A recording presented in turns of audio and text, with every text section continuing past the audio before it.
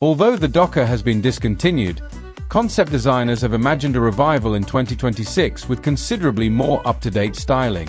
Expect a sharper front fascia, slimmer LED headlamps with a distinctive light signature, and a more pronounced grille. The side profile might retain its tall MPV van silhouette for practicality, but with cleaner lines, smoother body panels, and refined detailing, e.g. blacked-out trim or gloss elements, to give a more premium feel compared to the previous utilitarian look.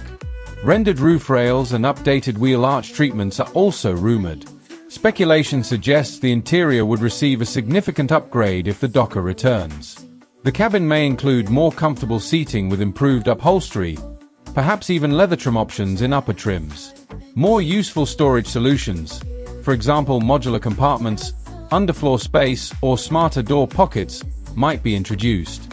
Improved insulation against noise and vibration could be part of the package, along with better quality finishes on dashboard surfaces and trims, making it more family-friendly and less basic van-like.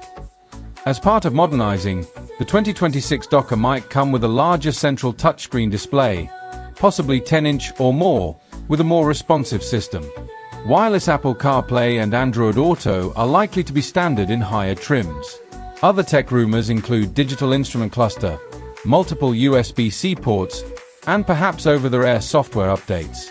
Drivers likely expect upgraded safety features too, perhaps blind spot monitoring, rear parking camera, and more advanced driver assistance systems. Given Dacia's push toward electrification, there's speculation that any revived Dokker model would offer multiple powertrain options. A mild hybrid or full hybrid version may be possible, aimed at improving fuel economy and lowering emissions. Some rumored concepts show the possibility of an electric variant, although that seems less certain. If it does come, it likely would share platforms or components with other Dacia Renault models to keep costs down. Efficiency and meeting new emission standards would be key design drivers.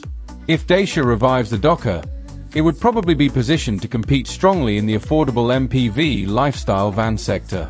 That means offering good basic features at low cost, with optional trim upgrades for more comfort and tech.